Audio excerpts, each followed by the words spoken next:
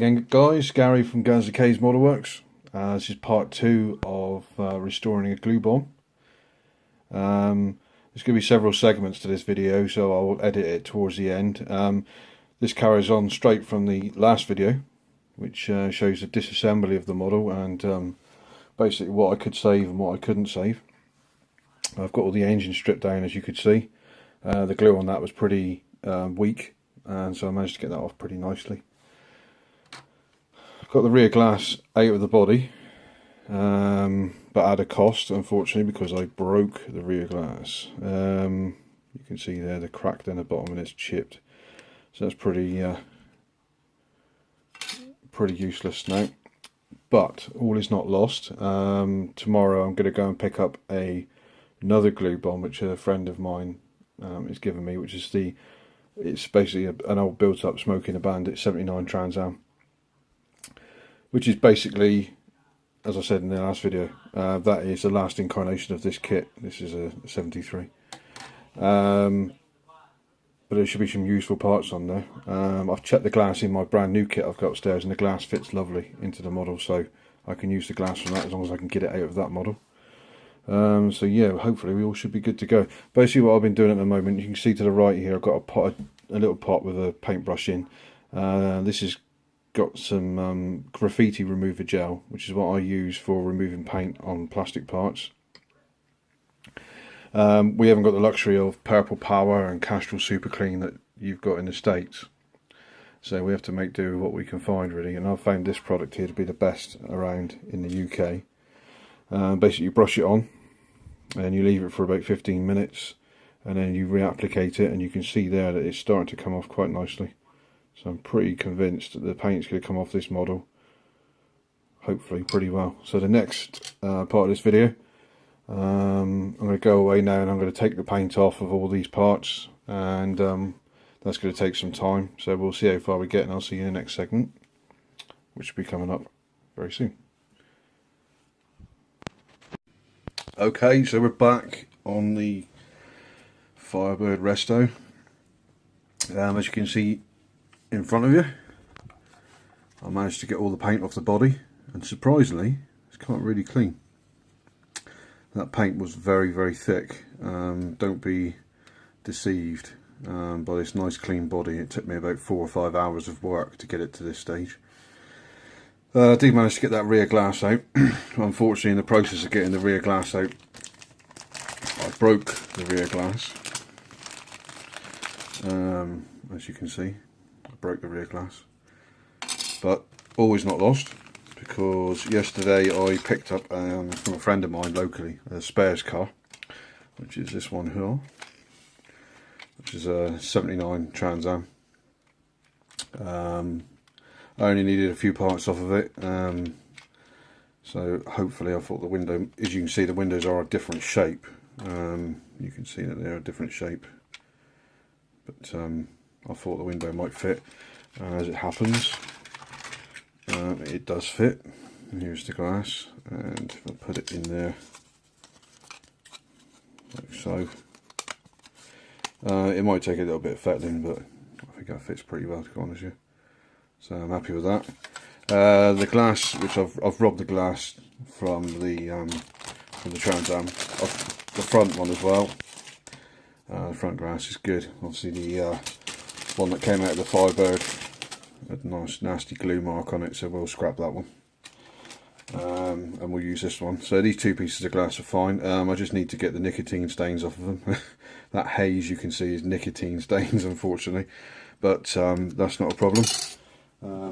What I use for that is this product, Goyard's Plastic X, which is like a clear plastic cleaner, and it works absolutely brilliantly for glazing. If you want to polish up and clean glazing, it's really, really good stuff. That's what I use for that. Yeah, I mean, basically I've put the engine back together. I've dechromed a couple of parts which don't need to be chromed, which were the sump pan. I've dechromed the rear bumper just so it gives me the opportunity to clear up the mould seams, and obviously then I will repaint this with Spaz Sticks Chrome. So the engine's been sort of dry reassembled for a minute. It's couldn't get all the blue paint off it. I'm not really worried though because it's pretty much there. We'll mix up a proper shade of Pontiac blue for that one. I didn't realise another part that I had missing was the exhaust manifolds. So I've taken the exhaust manifolds off the Trans Am as well, so I should be using those, and also the battery from the Trans Am. So there was pretty much I've got everything now that I need to restore. The only thing that's missing on the hood on these Firebirds, let's put it on the car in a minute, on the shell, there we go, on the on these air scoops or whatever they're supposed to be, there is little extension pieces that go on, which would have been on the original kit. Little extension pieces, they're missing. There is somebody I know that does them in resin, but unfortunately he's not casting them at the moment, which is a bit of a pain in the ass, but they are available for the future. I've been playing around with one of the wheels to just roughly painted it up black just to see what it would look like. It's not looking too bad. I may go with these wheels, I may change it yet and go for an aftermarket sort of style mag wheel. But we're all pretty much there, we're all ready to go. The interior came up pretty well. I mean, it looks disgusting at the moment, but I've dealt with it far worse than this, so that's pretty good. So yeah, that's pretty much all I can show you for a minute, guys. Oh yeah, there's the A-arm that I borrowed off the Trans Am. So that's all done. So that's all complete now. That was missing on this original kit, so we're all ready to go with that one. So yeah, it's going to be a case now of rescribing the lines, which so you can use either the back end of an X-Acto blade, use the back end and carefully go down the actual grooves. To be honest, I find the X-Acto blade better. I have got one of these bare metal full scribers, which is one of these things. They're good, but they're a little bit big, so sometimes they can be a bit fierce in fine panel lines, so I tend to use the back end of an X-Acto. So we've got a bit of filling work and a bit of prep work to do on the body. I managed to get those glass runners out. Did a pretty tidy job on that, so that's filler you can see there, so that's just tidied it up. It's not going to look immaculate, but it's a lot better than what it was. These two posts are causing sink marks on the top of the trunk lid, which is normal, so we've got a bit of filler in there, and we had the big two dents in the roof, as you can remember. So we've got those filled again for the second time. I also managed to get a firewall out of the Trans Am, which I need for this one. That was stuck fast. I think this was glued harder than anything that was glued on this car.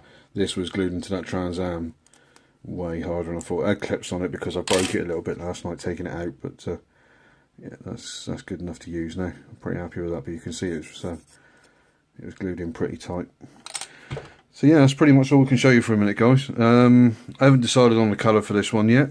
But it's not going to be a usual standard colour. I think I'm going to do the interior like a ruby red sort of colour. I think that might be a bit different. So that's all I've got to show you for this this video, guys.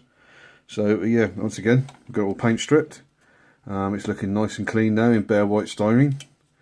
And so just some sort of fixing work to go up with and just clean some bits and pieces. And then we can go into assembling some parts and painting some detail parts, and if the weather behaves itself, I might be able to paint this thing at some point. But thanks for all your comments on the last video, guys. I really appreciate that, and I hope you keep following along. I've done 2 videos in quite quick succession. The third and fourth parts of this may take a little longer. We'll see what the weather is like. But so yeah, thankfully this one only cost me £5. This one.